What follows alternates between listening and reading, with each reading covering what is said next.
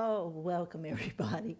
It's so good to see people out and moving around, and as we've been able to do more and more these last couple weeks. But we have remnants, don't we, left from the major challenge that we had. You can't go a block and not see that we've had a challenge in the area. I'm going to open this talk. We're going to talk about our personal power today. We had a lot of talk about the power company, and that got me thinking, you should never let a minister, a chaplain especially, sit around and think too much. Well, I had a lot of time. And so we're going to talk about personal power as it relates to what we've gone through. But I wanted to open with one of my favorite. He's not really a poet. He was Unity minister. He was at the village chapel for 16 years before I started going in the 70s. And then he went to a big church in Houston, and he built it even bigger. But he has a way of doing prose with a giggle, you know, like the truth is there, but it makes you smile about yourself. And I just love his book. I would have brought to show it to you. It's called To Humanity with Love, but it was a paperback. He's written 18 books, but this was a paperback version. It was loved so much. And now it's in pages with rubber bands wrapped around it, so I didn't want to show you that. So I have a couple little short prose that I'm going to interweave to help break up what I'm going to talk about today.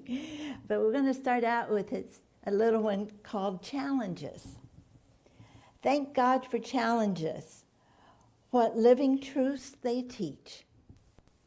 Each one's an opportunity to practice what we preach. Smile. It's not a bad thing. It's not a bad thing. But what do we really believe when challenges comes, and what comes to the forefront to help us through it, right? So we're going to talk about power. We heard a lot about it, as I said, and especially as the weeks have worn on, some people still don't have power in our area, but it's coming. It's just a matter of time, and we see them practicing their power of patience, which I think we all have had to do. That's not one of our special gifts, but it comes because we have special gifts, our power of patience. So we see them getting through this and learning along the way, as we all are doing. So, as usual, I'll start with a definition from Webster on power. The ability to do, act, or produce, or a special ability or faculty, such as the power of our hearing, or the power of being able to do a good speech, you know, those things. There's special groups. I found it interesting that power is used a lot in sports. Now, I'm the daughter of an Indiana high school basketball coach.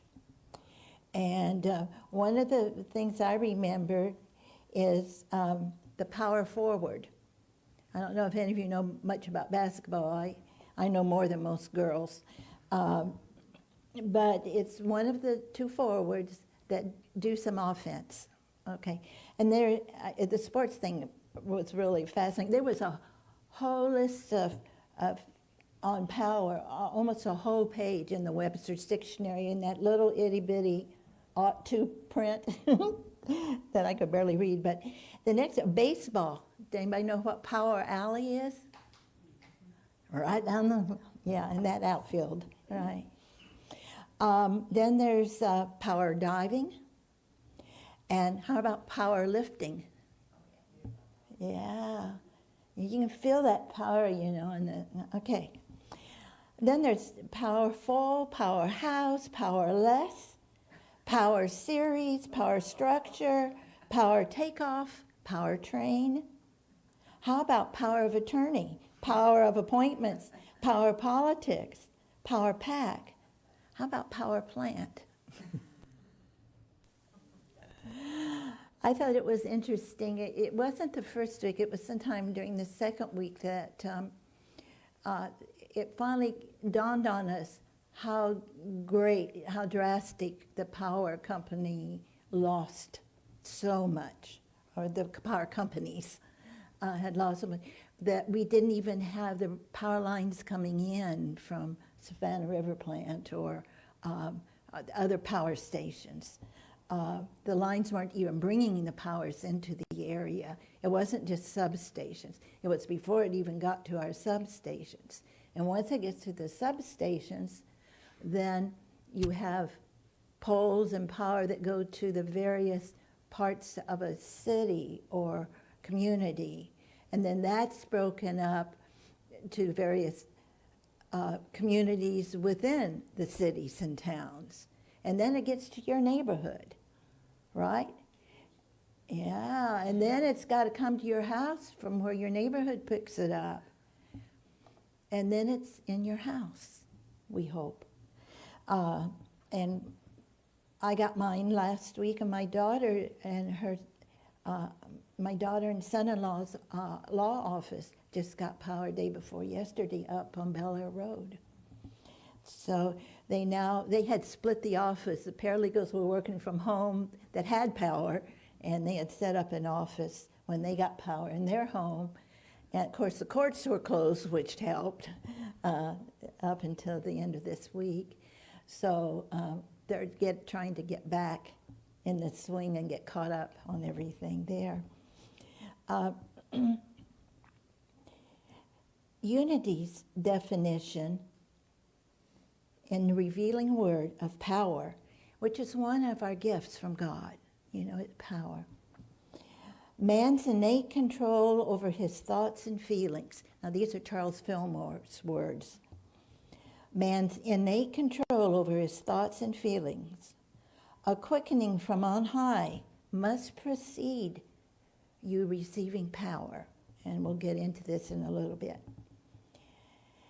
Because this will help you realize that you have the power to create, to demonstrate. But you can't get more power until you are quickened more. It's sort of like you're not ready to receive it. It's like your wires aren't strong enough to receive the extra current.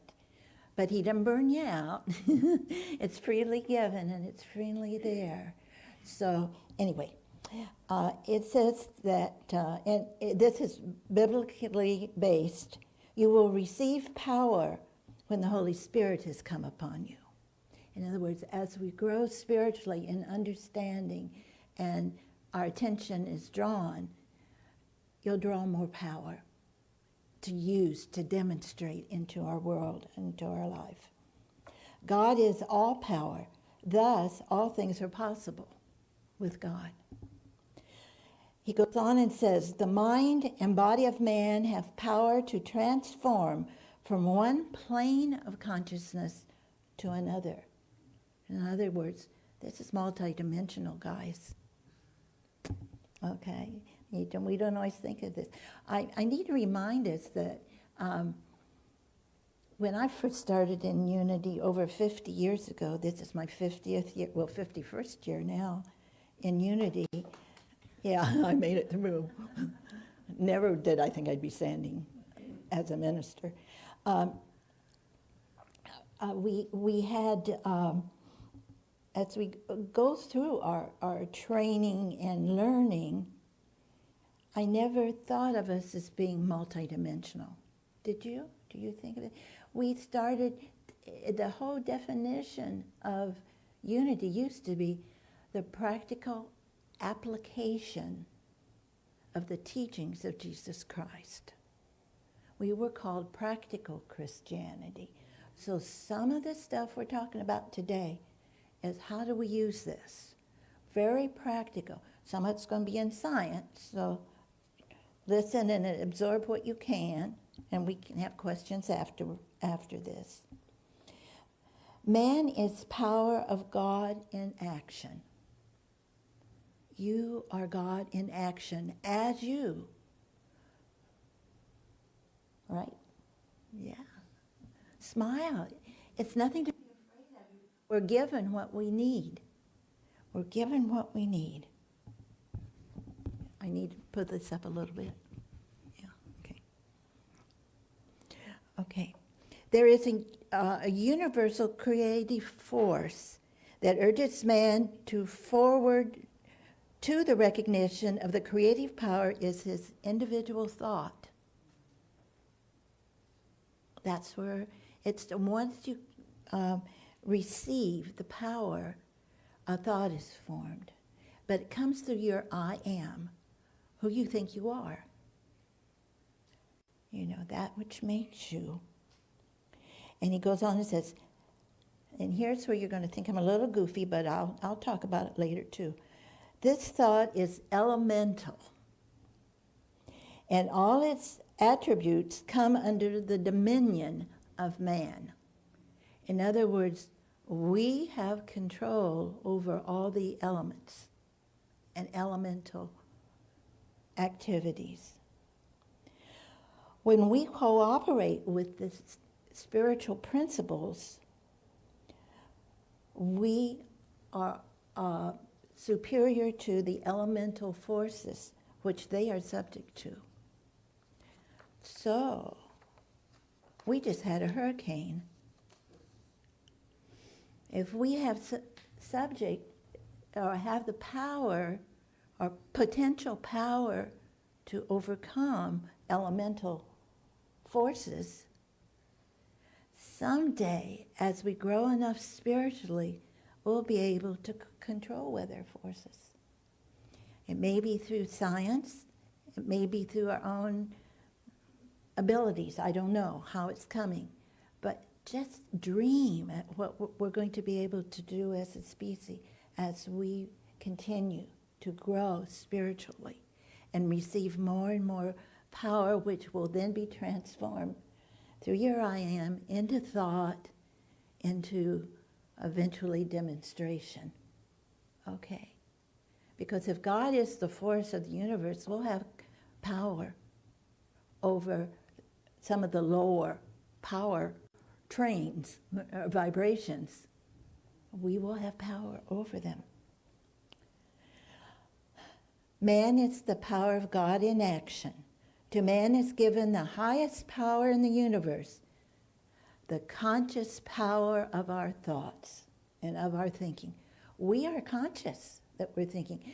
Now we know that, some species here on Earth and in the waters do think, but we're not sure they're conscious of their thinking.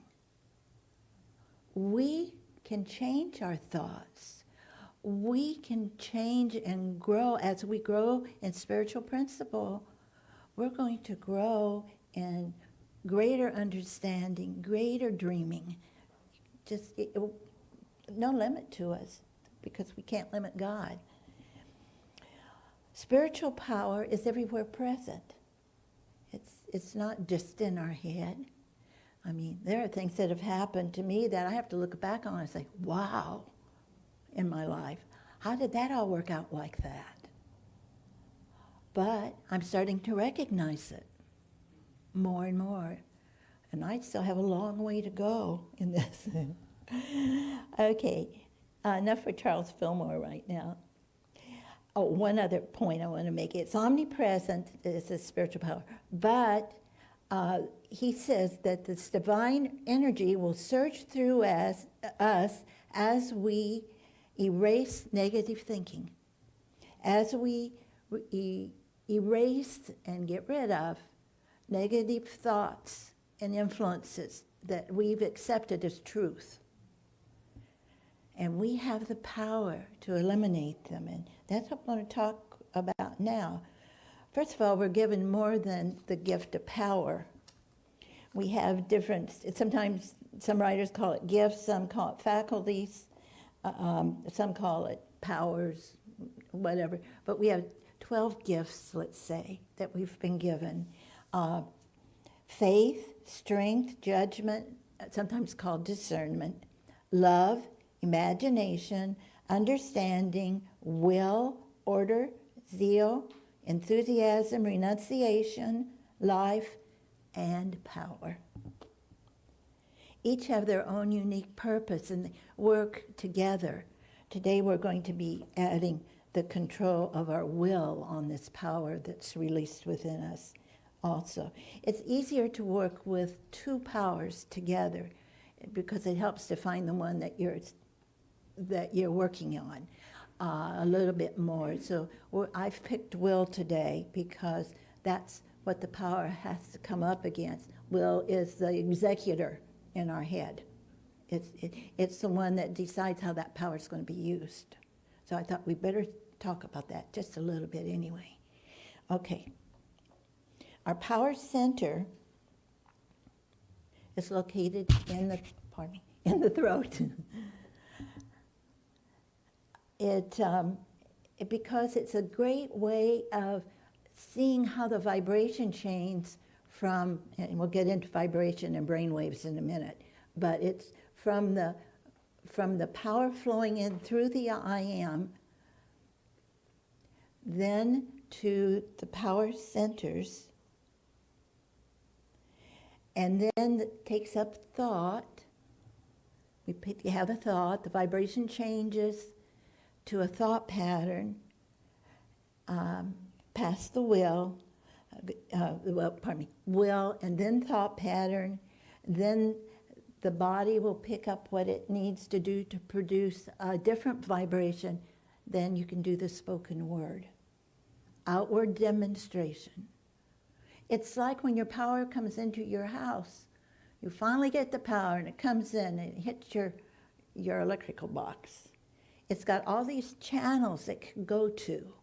It could go to your kitchen, fill those lines up, or it could go to your computer, your office, or your power could go to the bathroom where all our hair stuff is. And, so there are ways that power can be used, different vibration levels, according to our consciousness, our spiritual consciousness. So it works, if it's easier to see with that analogy. I hope I'm not doing it disjustice. Okay. Pure power has no vibration. We put the vibration into the power to help it grow and expand. And that's why it's so important, especially the easiest way to see it is our words. Words can hurt or hinder. They can be positive or negative, depending on our consciousness. Right? Okay. It happens with thoughts as well. But it's easiest to see through the power of the word. Words are very powerful. Okay.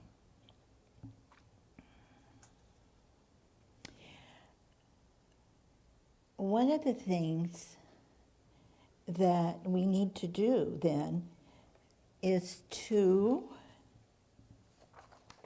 clean out our consciousness so we can get a better use of the power that's coming in, being transformed into thought. Through the I am being transformed, we'll get more power as we're able to handle it better. And again, that seems to be for those who have been studying this, the vibrations, we get better use of the power when we transform it into more positive vibration levels. And that's the lowest vibration levels.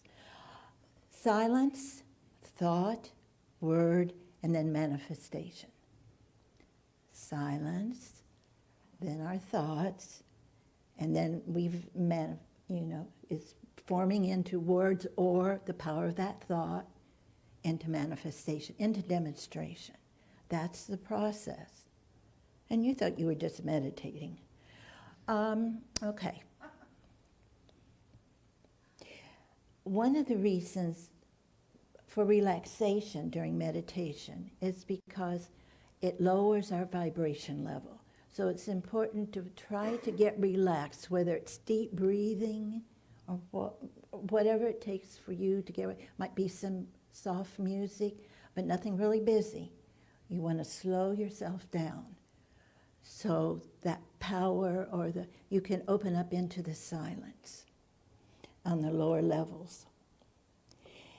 It is vital that we realize what we are doing when we send our thoughts forward into our race consciousness, into the world around you, into your life. You're creating it. We can't always blame others for what we've created or not created. We are literally shaping and forming the conditions in which we live by this. And I wanted to cover what your brain does a little bit, because I believe science is just another aspect of God we're learning about. The slowest, first of all, our brain produces 5 different brain waves, as far as I've been able to find, although research is going on all the time. The slowest, which is where the silence is, or below this, for us, is deep sleep. Memory. They think that's where memory consolidation comes, when you're sleeping. All the things that you've experienced are now being rejoined or coordinated or made positive and negative connections. And that's the lowest hertz. That's 0.5 to 4. The next highest vibration level from 4 to 8 hertz is theta waves. And that's our light sleep and when we're starting to wake up. Or maybe you're coming out of meditation. It takes you a minute or two to reorient yourself. Does that make sense? Can you feel the shift? Okay. That's from 4 to 8 hertz. The next level of brainwave is alpha. Oh, I did an alpha workshop once on alpha brains. We had it here back in the 80s, I think. And it was the alpha wave triggering was a big thing in Unity back then. So we had a workshop here one weekend. And so I had picked some things I wanted to see. You talk about the elemental forces. Okay, it's a way of setting your brain to try to have it produce alpha waves. It's deep relaxation and concentration, meditation and prayer will all fall under alpha. And so the workshop was to use alpha waves to demonstrate positive things. Well, I took some really easy ones for me. It was programming parking places. And then I lived at that time down in Jefferson County, which I lived in Wadley, Georgia, which at that time was about an hour and 10 minutes to the church. And at that time, there were less stoplights, but there were 11 stoplights between my house and the church's door. And I was programming green stoplights. Well, by the end of the 3 days of work, I had gotten to 9 out of the 11 greens. Within that next week, it got fascinating because I kept trying to think, is this really working, or is it, am I just catching them? But by the end of the next week, out of the 11, I got 10 and a half. Now that half was a left-hand turn I almost had to stop at, but the light changed. So I didn't even have to come to a full stop to make my left-hand turn. By the end of the week, I was at 11 out of 11, really.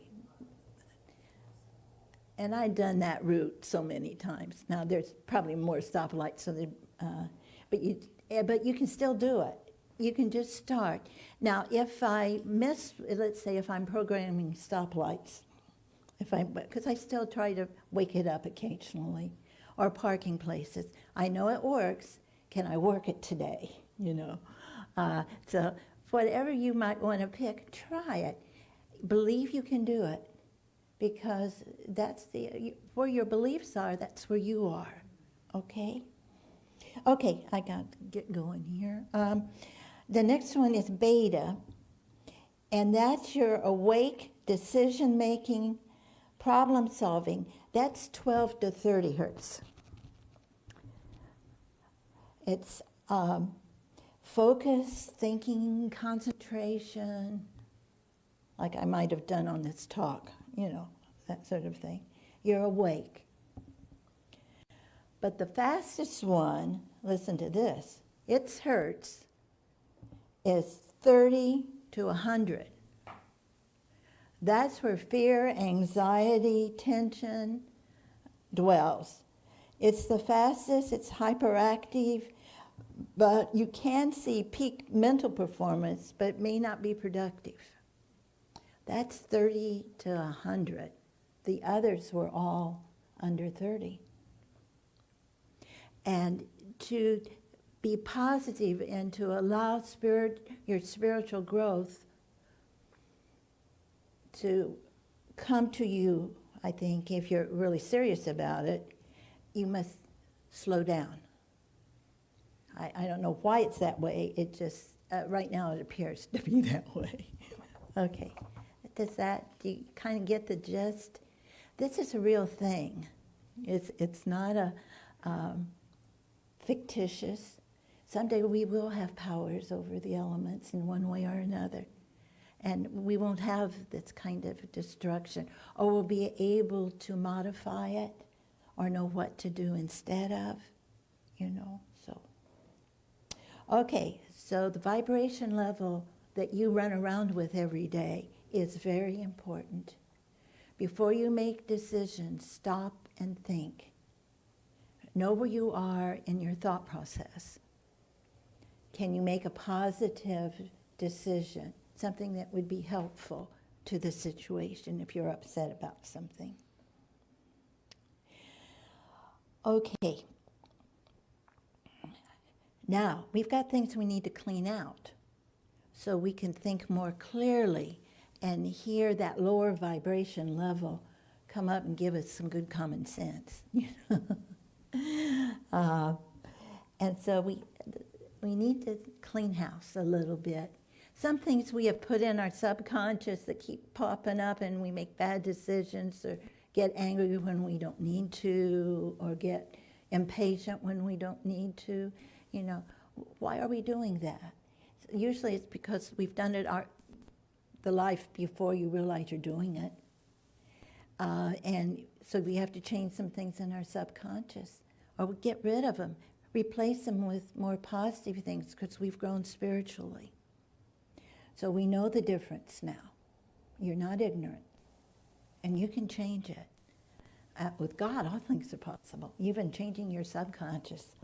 Isn't that wonderful? I'm grateful. The first one is, which we're very familiar with, but hopefully you'll know how it works a little bit more, is the no law, denial. Deny it, these things have any things that you're upset about. Let it not have power over you.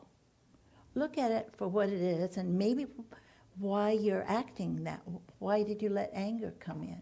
That's part of the subconscious coming in, because that's what you've done before when these situations have happened. But when you recognize it, don't let it go. Fill that spot. When you say no, or cancel, Reverend Lola's husband was Dick Andrews, and he used to teach, just say cock-a-doodle-doo, and take that pain away, or that fear away, or that anxiousness away. It's hard to stay where you were with saying cock-a-doodle-doo. I agree. He got that from a big truth teacher back in the 1800s, way before Charles Fillmore. And denials aren't so much as saying a bunch of words like, I am not sick, I am not poor, I am not afraid. It is an act of your mind, of your will, to say, that's not acceptable in my consciousness. It's taking the power away from it, and then do whatever comes to mind, and it will come. Fill it with the positive, a positive statement. The power of this does not, affect me. The power of the storm only teaches us things if we look at it as such. So we'll be better and greater and demonstrate, through our will what we've learned to help. And maybe even prepare, because somewhere down the road there will be other difficult times. Prepare. That is growth, right? Okay. Anything negative you have power over, because it's not positive, and positive power is strong, So any false or limited beliefs that looms in the shadows of our minds, as they come up, cancel and add what you want instead of. And now you may have to do it a couple of times when you notice that, but you'll get it out of there. Those roots will come out because they can't stand up to God power. They cannot in us. Okay. Remember that outer things are not stronger than you are, no matter how awesome they seem to be. Don't give outer appearances power by believing that they have power, whether it be in the areas of supply, finances, human relationships, obtaining a goal, or whatever. Fight back with denials. Intense no, not to give it power, but to take that power back and put in your affirmation. There is only our belief in what we believe in that counts. Let's believe in God. Let's believe in the good. Let's believe we have the power. Charles Roth, who was my first Unity minister in Indianapolis, the only Unity minister I had in Indianapolis, he says, do you have trouble forgiving yourself? Forgiveness is one of the things we have to eliminate. Or unforgiveness is what we have to eliminate. Or forgive before you really need to. We'll get into this. He says that when we say, and forgive us our debts as we forgive our debtors, that we probably believe and have thought of this as meaning you forgive others for what they have done to you in the past. And you will receive forgiveness for things that you have done in the past, which is correct. But why is it then that you still have trouble forgiving yourself, even though you've prayed sincerely? And it still comes back about your own past mistakes. He said, interpreted this a little bit differently, which helped me a lot when I was at that church. And that's where I became a member of Unity before all the education stuff. When my husband committed suicide, I had a lot of guilt. What could I have done more? How come I didn't see this coming? All the things that we run through. But it could be a divorce, or it could be whatever runs, that you're having trouble letting go of. He says to take that same phrase, forgive us our debts as we forgive our debtors, also means things that happen in the present moment, not just the past, and not just the present moment, but in the future. He had a habit of, and I can't say I do it every day, of forgiving whatever may happen. If you've acted out wrong, or something slipped by you, or even a thought comes up that you haven't completely gotten the roots out of your subconscious, Just forgive everything that's going to happen that day in the morning. Before you get up out of bed, it's going to cover you. You're going to start forgetting past mistakes you've made. It just happens that way. You can only hold so much forgiveness and it not end up weakening your own unforgiveness, you know. So anyway, don't be afraid of stretching and forgiving what might come and the mistakes you might make or someone might do to you. Forgive them before they do it. It's much easier. Once you get in the habit of it, things don't bother you like they used to. It just works. He suggested a couple affirmations. He says, from the bottom of my heart and soul, I forgive myself and every person or condition that I have pronounced guilty of wrongdoing. That doesn't mean that you condone it. It doesn't mean you agree with what happened. It just means that you don't let it control you. Because if you have unforgiveness, it's controlling you. That incident's controlling you, and you're the only one it's hurting. And it can get as hard as a rock.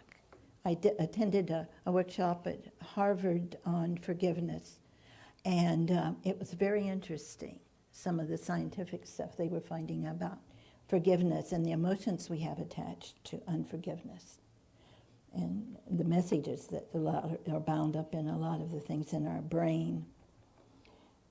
Greater is the power within you than the person, condition, or mistake that is in this world. You can forgive anything. You don't need to carry it around, especially about yourself. You're a child of God. God loves you, you know.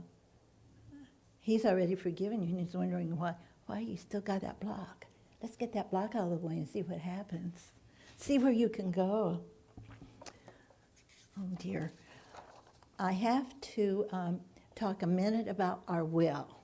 Once the power comes in, then there's the Prime Minister will trying to decide what we're going to do with this power. Okay. It's the executive power, the power of mind. It says go for it. That's my term for it. All power flows from God, the universe sense of being through our individual sense of I am. But here's where the rub comes. That power is expressed through the will, and this faculty can be incompetent, uninformed, and inefficient. That's because of our lack of spiritual direction and spiritual consciousness. That's why practice makes perfect. It helps train your will to accept the things and direct it before it even hits our thought patterns, before we even know it's there, and it will direct us more appropriately. The use of will is very important in making demonstration because it's persistent.